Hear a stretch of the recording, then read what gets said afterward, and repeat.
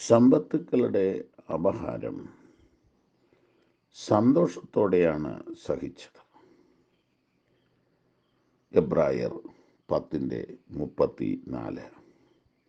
തടവുകാരോട് നിങ്ങൾ സഹതാപം കാണിച്ചതല്ലാതെ സ്വർഗത്തിൽ നിലനിൽക്കുന്ന ഉത്തമ സമ്പത്ത് നിങ്ങൾക്കുണ്ട് എന്നറിഞ്ഞ് സമ്പത്തുകളുടെ അപഹാരവും സന്തോഷത്തോടെ സഹിച്ചുവല്ലോ. ഇത് പ്രായോഗികം ആണോ? നഷ്ടങ്ങൾ സഹിക്കാൻ പ്രാപ്തരായാൽ പോരാ, അത് സന്തോഷത്തോടെ സഹിക്കണം എന്ന് പറയുമ്പോൾ അത് ഒരു നോർമലായ കാര്യം അല്ല. പ്രിയപ്പെട്ടവരെ, ക്രിസ്തീയ ജീവിതം സാധാരണ ജീവിതമല്ല, അസാധാരണ ജീവിതമാണ് ക്രിസ്തീയ ജീവിതം.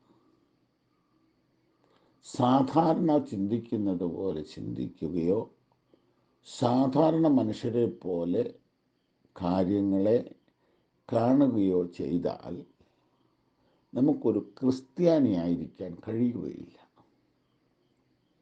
കർത്താവ് പറഞ്ഞത് ഓർക്കുക, നിങ്ങൾക്ക് എൻ്റെ ശിഷ്യനായിരിക്കാൻ കഴിയുകയില്ല എന്ന് ചിലരെക്കുറിച്ച് പറയുന്നുണ്ട്. എന്നേക്കാൾ അധികമായി മറ്റെന്തിനെയെങ്കിലും മറ്റാരെയെങ്കിലും പ്രിയപ്പെടുന്നവർക്ക് എൻ്റെ ശിഷ്യനായിരിക്കാൻ കഴിയുകയില്ല.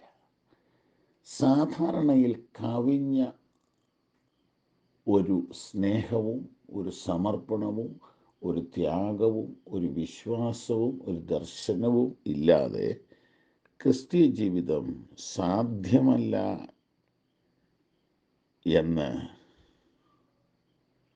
സ്തോത്രം സാധ്യമല്ല എന്ന് തിരുവെഴുത്ത് നമ്മോട് പറയുകയാണ്. സ്തോത്രം. ആരെങ്കിലും എൻ്റെ മുതൽ അപഹരിച്ചാൽ, എനിക്ക് തരേണ്ടത് തരാതെ ഇരുന്നാൽ, തരില്ലെന്ന് തീർത്തു പറഞ്ഞാൽ, എന്നെ പറ്റിച്ചാൽ, എനിക്കതിനകത്ത് കുണ്ഠിതമുണ്ടാകും, കയ്പുണ്ടാകും, പിണക്കമുണ്ടാകും. എന്നാൽ അതിനെ ഞാൻ അതിജീവിച്ചിട്ട്, അതിനെ ഞാൻ തോൽപ്പിച്ചിട്ട് സ്വർഗത്തിലെ സമ്പത്തിലേക്ക് നോക്കണം. നോക്കുമ്പോൾ ഈ കയ്പ് മാറും, എന്നിട്ട് സന്തോഷം കൂടും. കാരണം സ്വർഗത്തിലെ സമ്പത്തിന് ഘനം കൂടുകയാണ് ഈ സഹനത്തിലൂടെ. Hallelujah, hallelujah, hallelujah.